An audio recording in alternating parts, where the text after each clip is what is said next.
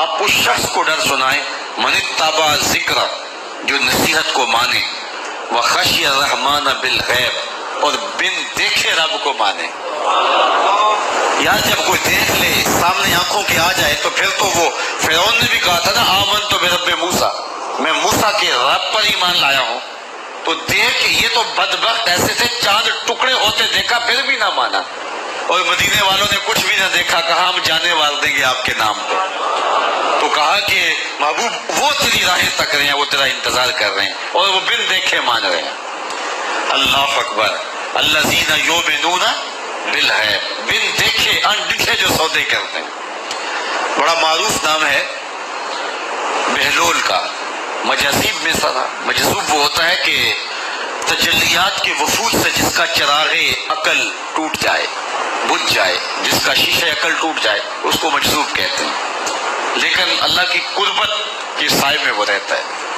اقبال نے بھی کہا کہ نہ پوچھ ان خرقہ پوشوں کی، ارادت ہو تو دیکھ ان کو، یہ بیضہ لیے بیٹھے ہیں اپنی آستینوں میں، تمنا درد دل کی ہو تو کر خدمت فقیروں کی، نہیں ملتا یہ گوہر بادشاہوں کے خزینوں۔ رب اشعث اغبر مدفوع بالابواب لو اقسم علی اللہ لابر، بہت سارے لوگ کہ ان کے بال بکھرے ہوئے، حالت پراگندہ، تمہارے دروازے پہ ہے، تم دھکا دے دو، بابا پرے چلا جا، لیکن فرمایا کبھی انہیں چھیڑنا بیٹھنا، اللہ کے نام پہ قسم ڈال دیں تو اللہ پوری کر دیتا ہے۔ ایسے لوگ بھی، یہ بخاری کی روایت ہے جو میں آپ کے سامنے پیش کی ہے۔ رب اشعث اغبر مدفوع بالابواب لو اقسم علی اللہ، اگر اللہ پہ کوئی قسم ڈال دیں لابر، اللہ پھر پوری کرتا ہے، ان کی لاج رکھتا کرو، کیونکہ بندے جس سے ہوتے ہیں۔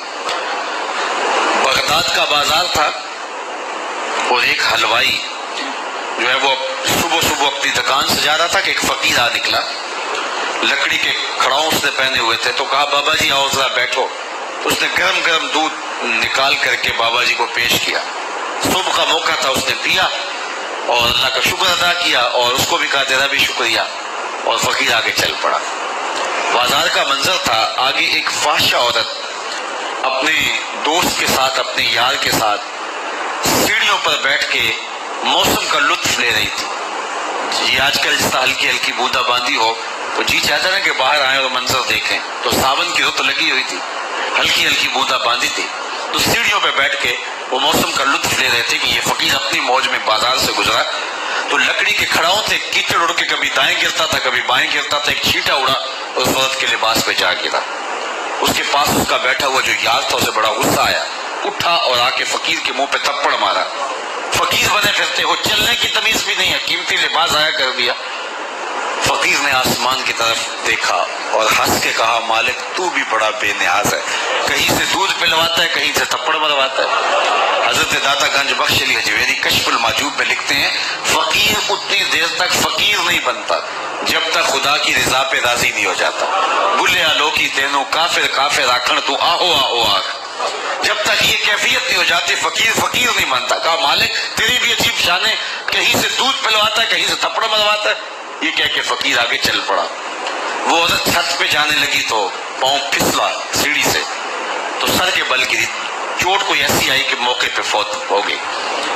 شور مچ گیا کہ فقیر نے کوئی بد دعا دی تھی آسمان سے منہ کر کے، تو یہ قیمتی جان چلی گئی۔ فقیر ابھی بازار کے دوسرے کودے تک نہیں پہنچنے پائے تھے کہ پکڑ لیے گئے۔ لوگوں نے کہا فقیر بنے پھرتے ہو، حوصلہ بھی نہیں رکھتے ہو، کیا ہوا میاں؟ کہا تم نے بد دعا دی اور عورت کی جان گئی۔ کہا بلّہ میں نے تو کوئی بد دعا دی تھی۔ کہا نہیں تیری بد دعا کا کیا ڈرا ہے، لوگوں نے جو ہے وہ ضد کی کہ تو نے کوئی بد دعا دی تھی تب ایسا ہوا ہے۔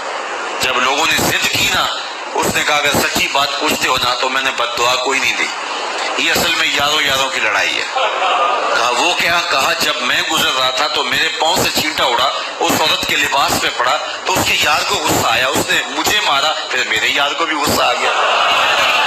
رب اشعث اغبر مدفوع بالابواب لو اقسم علی اللہ لابر۔ اولاد کی تربیت ہمارے ذمہ لازم ہے، اور اس تربیت کا بہترین ذریعہ ہماری اپنی تربیت ہے۔ اولادیں ہماری گفتگو کو تھوڑا، ہمارے عمل کو زیادہ قبول کرتے ہیں۔ آج لوگ ہمارے پاس آتے ہیں جی ہمارا بچہ نماز نہیں پڑھتا، چلو ہم نہیں پڑھتے یہ تو پڑھے، تو میں کہتا ہوں یہ کیوں پڑھے؟ جب تم مصلی بچھاؤ گے تو یہ بھی بچھائے گا. اللہ اکبر. تو ہم نے اپنے عمل سے اپنی اولاد کو جو ہے وہ سیدھا کرنا ہے اور ان کو درست راستے پہ لانا ہے. بالخصوص بچے جب چھوٹے ہوتے ہیں اس وقت وہ ماں باپ کی بات کو غور سے سنتے ہیں. انہیں ماں باپ سے بہت زیادہ محتاجی ہوتی ہے، ضرورت مند ہوتے ہیں اور ماں باپ کی عادات کو کاپی کرتے ہیں. اور عموماً ہم بچوں کو اس عمر میں توجہ نہیں دیتے. 4 سال سے لے کر کے 8-9 سال تک کی عمر کا بچہ انتہائی توجہ کا مستحق ہے کہ ماں بھی توجہ دے، باپ بھی توجہ دے. اس کے بعد پھر آہستہ آہستہ وہ مانوس ہونے لگتا ہے اپنے دوستوں سے، اور بالخصوص 12-13 سال کے بعد وہ مانوس ہو جاتا ہے اپنے دوستوں سے. پھر اس نے جو سیکھنا ہے وہ دوستوں سے سیکھتا ہے. اگر دوست اچھے ہوں گے وہ اچھائیاں سیکھ جائے گا، اگر دوست برے ہوں گے تو وہ برائیاں سیکھ جائے گا. اس وقت ہم پریشان ہوتے ہیں کہ ہماری اولاد ہمارے پاس بیٹھتی نہیں ہے. اصل اس کی اب بیٹھنے کی عمر نہیں رہی، کیونکہ وہ تمہارے ہم عمر نہیں ہے کہ تمہارے ساتھ بیٹھیں، اور اب وہ بچے بھی نہیں رہے تو وہ اپنی ہم عمر نسل کو تلاش کریں گے. اس وقت ہم اگر اولاد کو کھینچیں گے تو وہ ہمارے پاس نہیں آئے گی. وقت جو تھا وہ ہم نے ضائع کر دیا. لیکن ہمیں پھر بھی اس دور میں اولاد سے غافل نہیں ہونا چاہیے. ہمیں ایک تو کوشش کرنی چاہیے کہ اچھے لوگوں کی دوستی ان بچوں کے ساتھ جو ہے وہ پیدا کرنے کی کوشش کریں. المرء علی دین خلیلہ فلینظر احدکم من یخالل. رسول اللہ صلی اللہ علیہ وسلم نے ارشاد فرمایا ہر شخص اپنے دوست کے دین پہ ہوتا ہے، تو جب وہ دوستی لگانے لگے تو دیکھے کہ وہ دوستی کس سے لگا رہا ہے. تو جب یہ عمر بچوں کی پہنچ جائے تو اس وقت یہ خیال کیا جائے. اور حضرت سیدنا علی المرتضی رضی اللہ تعالی عنہ نے فرمایا کہ 15 سال سے لے کر کے 20 سال تک کی عمر انتہائی اہم عمر ہے، اور اس عمر میں ہی نظریات بنتے ہیں اور خیالات پختہ ہوتے ہیں. تو جس نے اس عمر کو سنبھال لیا اس نے اپنی زندگی سنوار لی، اور جس کی یہ عمر بگڑ گئی اس کا سب کچھ بگڑ گیا. اس وقت میرے خیال کے مطابق 15 سے 20 سال تک کی اس عمر کو دوست بھی نہیں اتنا بگاڑ سکتے، معاشرہ بھی اتنا نہیں بگاڑ سکتا. اس عمر کو اس وقت سب سے زیادہ جو چیز بگاڑ رہی ہے وہ ہمارا سوشل میڈیا ہے، ہمارا الیکٹرانک میڈیا ہے، اور یہ موبائل جو ہر بچے کے ہاتھ میں آ گیا ہے. تو کم از کم 15 سال سے لے کر 20 سال تک کی عمر کے بچوں کو آپ موبائل لے کر نہ دیں، اور انتہائی ضرورت پر ان کو استعمال کرنے کی اجازت دیں. باقی ان کو اس عمر کے اندر اگر آپ نے اجازت فراہم کر دی اور وہ آپ کے کہے میں نہ رہے تو یہ ایسی بربادی ہے، ایسی تباہی ہے کہ جس کا ازالہ بعد میں بہت مشکل ممکن ہوگا. اس لیے اس وقت سب سے زیادہ ہمیں جو چیز نقصان پہنچا رہی ہے، ہماری معاشرت کو جو چیز کھوکھلا کر رہی ہے وہ یہ چیز ہے. یہ میں کل کی ایک رپورٹ پڑھ رہا تھا انڈیا کی، کہ انڈیا کا جو معاشرہ ہے اس میں جو نوجوان ہیں وہ بالکل اس میڈیا کی وجہ سے برباد ہو گئے، اور پاکستان میں بھی اس کے اثرات جو ہیں وہ بہت سارے ہیں. لیکن یہاں اب بھی کوئی شرم و حیا موجود ہے، لیکن اگر ہم نے اپنی نسل کے آگے بند نہ باندھا تو یہ میڈیا مغرب کی جانب سے ہماری معاشرتوں کو تباہ کرنے کے لیے ایک ہتھیار کے طور پہ استعمال کیا جا رہا ہے، اور ہماری نسل بڑی تیزی کے ساتھ جو ہے اس کا شکار ہو رہی ہے، اور گھر لٹ رہے ہیں. شرم و حیا وہ جو ہے وہ اس کا جنازہ نکل رہا ہے. تو اس حوالے سے والدین کو خصوصی توجہ دینے کی ضرورت ہے. پھر ہاتھ ملیں گے تو پھر جو ہے وہ اس کا کوئی علاج نہیں ہوگا. ہے وہ ہمیں مل کے رہے. شیخ سعدی شیرازی فرماتے ہیں یہ کبھی نہیں ہوتا کہ مقدر کا لکھا نہ ملے، ہمارے اوپر صرف کوشش کرنا ہے. انہوں نے بڑی خوبصورت مثال دی کہ ایک بندہ جا رہا تھا جنگل میں، تو اس نے دیکھا کہ ایک لومڑی ہے جس کے پاؤں بھی کٹے ہیں، ہاتھ بھی کٹے ہوئے. تو اس نے کہا مالک تو اس کو کیسے رزق دیتا ہوگا؟ تو وہ ایک درخت پہ چڑھ کے بیٹھ گیا. ایک شیر آیا، اس نے شکار کیا اور کچھ کھایا اور باقی بس کلتا چھوڑ کے چلا گیا. یہ رینگتی ہوئی آگے بڑھی اور وہ جو بچا کچا تھا اس نے وہ کھا لیا. تو اس کا بڑا یقین کامل ہو گیا. اس نے کہا کہ مالک تو کتنا کریم ہے، اس کو بھی رزق دیتا ہے. ایک غار میں جا کے بیٹھ گیا. جب وہ بے دست و پا لومڑی کو رزق دیتا ہے انہیں تو پھر انسان. ایک پہر گزرا، 2 پہر گزرے، تو ہاتف سے آواز آئی میرے بندے میں تجھے بھی دوں گا لیکن شیر بن لومڑی نہ بن. شیر بن لومڑی نہ بن کہ خود بھی کھا اور اوروں کو بھی کھلا. تو قسمت کا ہے جو مل کے رہتا ہے. اب کوئی شیر بن کے لے لے یا لومڑی بن کے لے لے. حرام ذریعہ اختیار کر لے یا حلال ذریعہ اختیار کر لے، اب یہ ہمیں اس نے اختیار دیا ہے۔ فَلَنُحْيِيَنَّهُ حَيَاتًا طَيِّبَةً، اللہ فرماتا ہے کہ جو میرا ہو جائے پھر میں ستھری زندگی دے دیتا ہوں، میں پاکیزہ زندگی دے دیتا ہوں، میں نورانی زندگی عطا کر دیتا ہوں۔ تو یقیناً جو اس کے ہو جائیں پھر اللہ اس کا ہو جاتا ہے۔ فَلَنُحْيِيَنَّهُ حَيَاتًا طَيِّبَةً کا روپ چڑھتا ہے ان کے چہرے کے اوپر، زندہ ہوتے ہیں تو خوبصورت زندگی گزارتے ہیں، اور جب اس دنیا سے جاتے ہیں تو پھر بھی خوبصورت زندگی گزارتے ہیں۔ اللہ تعالی ہمیں ایسا کر دے کہ مرنے کے بعد بھی ہمارے چہرے پہ رسول اللہ کے انوار کا عکس نمایاں ہو، اور دنیا کی زندگی میں رہیں تو ہم طمانینت کی زندگی، سکھ اور چین کی زندگی گزاریں۔ صبح سے لے کر شام تک ٹینشن، مصیبت، پریشانیاں، کیا ضرورت ہے اتنا کچھ لینے کے لیے؟ درود پڑھتے جاؤ، زندگی گزارتے جاؤ، زندگی سوکھی گزارو، زندگی اوکھی نہ گزارو، جو اللہ نے دے دیا اس پہ راضی ہو جاؤ، بس ٹھیک ہے۔ اگر کوئی لوگ تمہیں گالیاں دیتے ہیں، برا کہتے ہیں، کوئی بات نہیں، بلیا لوکی تینوں کافر کافر آکڑ، تو آہو آہو آہو۔ کوئی تکلیفیں دیتا ہے پھر بھی پریشان نہ ہو، رزق تھوڑا ہے تب بھی پریشان نہ ہو، زیادہ ہے پھر بھی ٹینشن نہ لو، اللہ کا شکر ہے، اللہ نے جس حال میں رکھا ہے۔ اور سنو، میں کہتا ہوں کہ یہ ٹینشن فری حدیث ہے۔ حضرت علی المرتضیٰ فرماتے ہیں جو اللہ کے دیے گئے تھوڑے رزق پہ راضی ہو گیا، اللہ قیامت کے دن اس کے تھوڑے عملوں پہ راضی ہو جائے۔ جو اللہ کے دیے تھوڑے رزق پہ راضی ہو گیا، اللہ قیامت کے دن اس کے تھوڑے عملوں پہ راضی ہو گیا۔ تو خوش نصیب ہیں وہ لوگ جو اپنی زندگی کو اللہ کی رضا میں گزارتے ہیں اور اپنی آخرت کو بھی اس کی رضا کے سائے میں لے جاتے ہیں۔ اللہ تعالیٰ مجھے آپ کو اپنی رحمتوں کے سائے میں رکھے، دنیا آخرت کی بہاریں نصیب فرمائے۔ آقا کریم علیہ السلام کی مجلس نور سجی ہے۔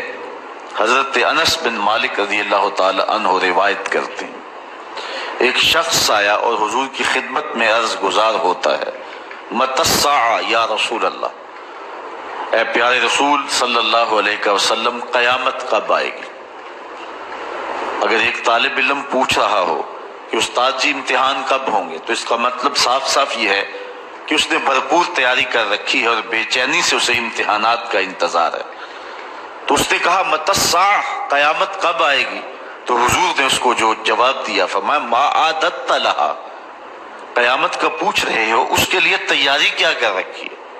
تو شخص کا جواب سنیے، اس نے عرض کی ما عادت لہا من کثیر صلاۃ ولا صوم ولا صدقہ ولکن احب اللہ ورسولہ، میں قیامت کی تیاری کے لیے نمازوں، روزوں اور صدقات کی کثرت نہیں رکھتا۔ بعض ہمارے خطبہ جوش خطابت میں کہہ دیتے ہیں کہ اس نے کہا کہ یا رسول اللہ، نہ میں نمازیں پڑھی ہیں نہ میں روزے رکھے ہیں۔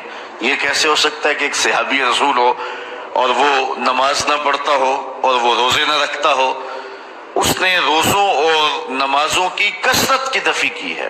لفظ جو حدیث کے ہیں وہ یہ ہیں، اس نے کہا ما عادت لہا من کثیر صلاۃ ولا صوم ولا صدقہ، میرے پاس نمازوں اور روزوں اور صدقے کی کثرت نہیں ہے۔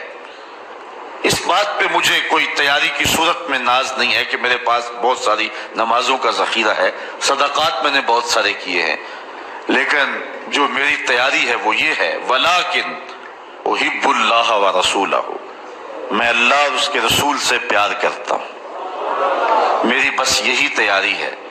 تو اس جواب پر حضور علیہ السلام نے جو ارشاد فرمایا وہ سننے کے قابل ہے۔ آقا کریم علیہ السلام نے ارشاد فرمایا انت مع من احببت، تو جس کے ساتھ محبت کرتا ہے اسی کے ساتھ ہوگا۔ اب حضرت انس بن مالک رضی اللہ تعالی عنہ اپنی رائے دیتے ہیں، فرماتے ہیں فما فرحنا بے قول النبی صلی اللہ علیہ وسلم انت مع من احببت، کہتے ہیں ایمان لانے کے بعد زندگی میں کبھی اتنی خوشی نہیں ہوئی تھی جتنی خوشی اس قول کو سن کے ہوئی کہ حضور علیہ السلام نے فرمایا کہ تم اس کے ساتھ ہوگے جس سے محبت کرتے ہو۔ تو حضرت انس رضی اللہ تعالی عنہ مزید فرماتے ہیں انا احب النبی و ابا بکر و عمر و ارجو ان اکون بحبی ایاہم وان لم اعمل بمثل اعمالہم، کہتے ہیں میں اللہ کے رسول سے پیار کرتا ہوں، میں حضرت ابو بکر سے پیار کرتا ہوں، میں حضرت عمر سے پیار کرتا ہوں، اور ان کی محبت کی وجہ سے میری خوش نصیبی کہ میں ان لوگوں کے ساتھ ہوں گا اگرچہ میرے اعمال ان کے اعمال جیسے نہیں ہیں، لیکن حضور کا یہ فرمان تو جس سے پیار کرتا ہے اس کے ساتھ ہوگا۔ فرماتے ہیں کہ پھر ہماری خوشی کی انتہا نہ رہی، اور ایمان لانے کے بعد صحابہ سب سے زیادہ اگر کسی قول پہ خوش ہوئے ہیں، کسی بات پہ بہت زیادہ انہیں فرحت ہوئی ہے، تو وہ اس بات پہ فرحت ہوئی ہے کہ حضور نے ارشاد فرمایا انت ما من احببت، تو اس کے ساتھ ہوگا جس کے ساتھ نہیں اب تھمنا